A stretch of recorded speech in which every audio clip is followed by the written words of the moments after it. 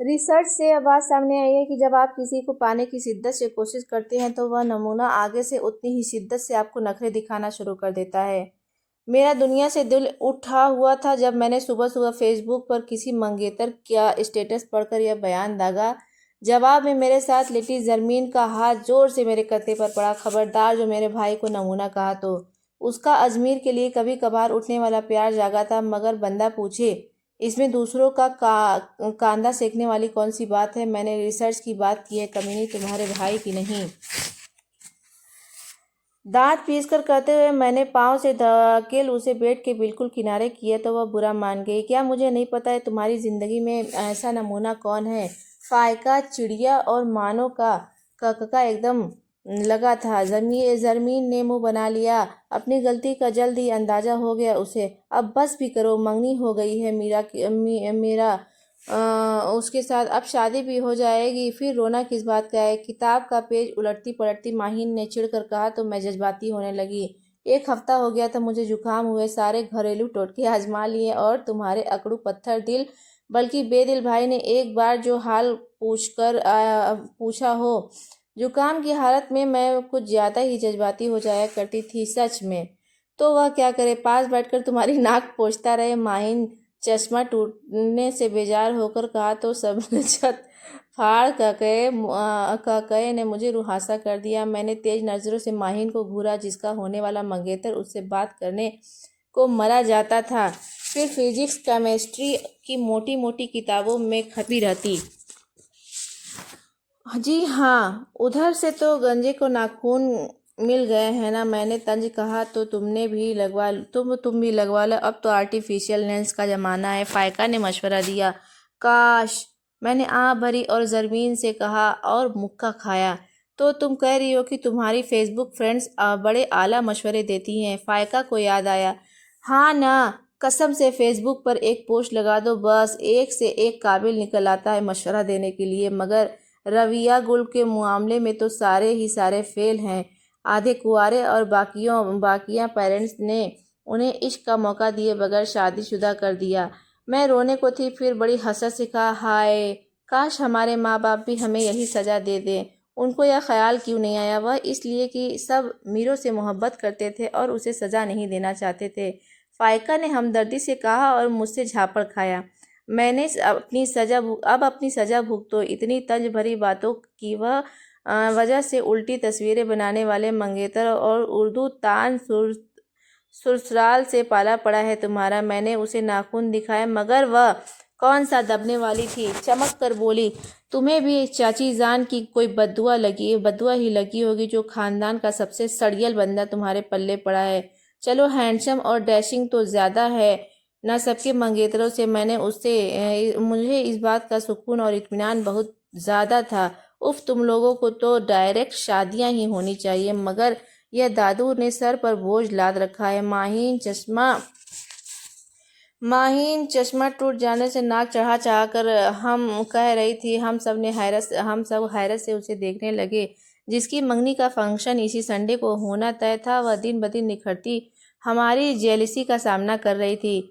चश्माटू तो अब हम सब से आदतन ही कहते, वरना उसने तो बात पक्की होने से पहले ही चश्मा उतार कर स्टोर के काट कबाड़ में फेंक दिया और मुस्तकिल लेंस लगाने शुरू कर दिए थे। मैं तड़प कर हवासों में लौटी, तब तक सब उड़ चुके थे। फायका के साथ कहीं आना जाना खतरनाक साबित हो सकता था। यह मुझे फायका के साथ डॉक्टर के क्लिनिक पर जाकर पता चला। मैं वापसी पर सख्त भिन्नाई हुई थी। इस कदर निकम्मी और नालायक है या फायका की बच्ची की हद नहीं है। मैंने कमरे में आते ही ऊंची आवाज़ में ऐलान किया, सर से दुपट्टा उतार, जूते इधर उधर लुढ़काए। फायका भी बुरी तरह तपी हुई थी, मेरे पीछे थी।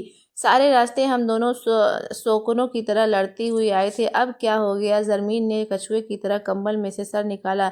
होना क्या है? डॉक्टर से क्लिनिक जाकर खुद डिक्शनरी खोली मैडम ने। मैंने तेज तेज नज़रों से फायका को देखा तो उसने लड़ाका औरतों की तरफ पसलियों पर दोनों हाथ जमा कर खा जाने वाली नज़रों से मुझे देखा। तुमने खुद ही तो कहा था कि जितनी ज़्यादा और गाढ़ी उर्दू बोलोगी उतनी ही रवा होगी। तो यह थोड़ी कहा था कि डॉक्टर के क्लिनिक पर जाकर उर्दू गाढ़ी करनी है। मैंने दांत किचकिचाए, दिल ही तो चाह रहा था कि आज इसे भी चबा ही डालूं। चिड़िया ने डाइजेस्ट से सर उठाकर नागवारी से मुझे देखा और कहा, अब बता भी दो आप ही क्या हुआ है। वैसे तुम जैसी राइटर्स की होती है जो तहमीद भूमिका ही इतनी लंबी बांधती हैं कि रीडर्स उकता कर अगली कहानी शुरू कर देते हैं। इन दोनों चिड़िया और मानो पर डाइजेस्ट पढ़ने का भूत सवार था और चिड़िया तो एडिटर को संजीदगी से एक अफसाना भेजने का सोच रह भी चुकी थी। बेइज्जती करके आई है इतने बड़े डॉक्टर की। मेरा तो सदमा कम होने का नाया नहीं आ रहा है। कोई नहीं इतना बड़ा, 40 से तो कम ही उम्र थी उसकी। फायका को एतराज़ हुआ तो मैंने सर थाम लिया। हुआ कुछ यूँ कि हम क्लिनिक पहुँचे तो डॉक्टर सीट से उठने वाला था। अब पुरानी मोहल्लेदारी का लिहाज रखते हुए उसने हमारी खातिर थोड़ा सा टाइम निकाल तो लिया, मगर दवाएं लिख कर देने के बाद डॉक्टर साहब ने खुश्क लहजे में मशवरा देना भी ज़रूरी ख्याल किया। आइंदा अगर आना हो तो वक्त पर आइए, वरना मैं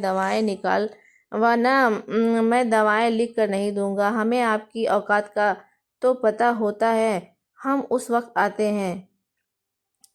वैसे आपकी औकात क्या है डॉक्टर साहब? फाइका ने एकदम से पूछ लिया। तो जहां मेरे चेहरे का रंग उड़ा, वही डॉक्टर साहब सीट पर से जैसे उछल ही पड़े। मतलब क्या है आपकी इस बात का? वह गुर्राना, बस गुर्राने की कसर बाकी रह गई थी। मैं कह रही थी कि औकात का पता नहीं था हमें आपकी औकात का पता नहीं था बस। फायका फिर कहा तो डॉक्टर का चेहरा गुस्से से सुर्ख हो गया। इतनी देर में मैं समझ चुकी थी कि फायका की बच्ची औकात टाइमिंग से डॉक्टर साहब की औकात को ललकार चुकी थी। यह आपकी औकात आपकी टाइमिंग की बात कर रही है डॉक्टर साहब। मैं अगला सफाई देने लगी तब कहीं जाकर डॉक्टर साहब का बीपी नॉर्मल हुआ और शुगर कंट्रोल में आई। फायका को घूरते हुए मैंने उन सब को पूरी बात बताई तो वह पेट पकड़े हंस हंस कर बेहाल हो गई। बहरहाल अब डॉक्टर के क्लिनिक में फायका का जाना बैन हो चुका था। उम्मीद है कि सुबह तक वह इसकी तस्वीर क्लिनिक से मंगवा ले देगा। यह बंदी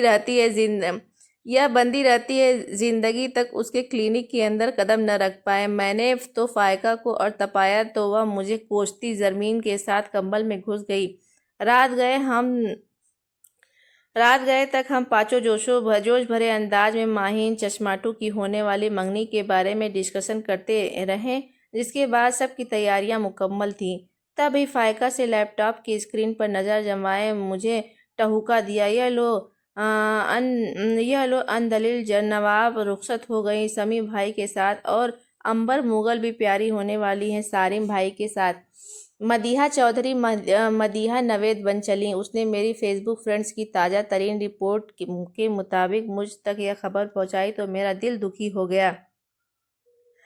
हाय, कितना पूछा अनदिल की तरह बच्ची से कि फुफ्फू का बेटा कैसे हाथ लगा। एक बार भी जो उन्होंने रवीहा गुल को अपना सीक्रेट बताया हो। या घुन्नी खुद सब लाल लहंगे पहन कर रुखसत हुई जा रही हैं रवीहा गुल की, किसी को फिक्र नहीं। अरे कोई एक ही टिप्स दे देती। हाय, तो आज मैं भी अमीरों के साथ रुखसत होने का स्टेटस लगा रही होती।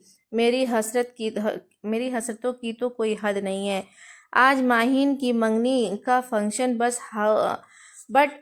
हाउस के बड़े से लॉन में हो रहा था। हम सबकी तैयारियां एक से बढ़कर एक थी। मेरी तो खास तौर पर पता नहीं कितनी बार मीरों से सामना होना था। आज सियाह सिल्की बालों की ऊंची सी पोनी मुझे बहुत पसंद थी। पेंसिल हील का स्ट्रेप बंद करती हुई मैं उठ खड़ी हुई। माशाअल्लाह, ताई जान ने तो मेरी बलाएं ले डाली, बल्कि कुछ नोट वार करके काम वाली को दे दिए। मुझ पर फूंक मारी और मुझे अपनी मुकम्मल खूबसूरती का यकीन हो गया। मैंने कमरे में जाकर जरमीन, फायका, चिड़िया और मानो को इतरा कर बयान किया, तुम सब अपनी झुर्रियों और लाइफ लाइन्स को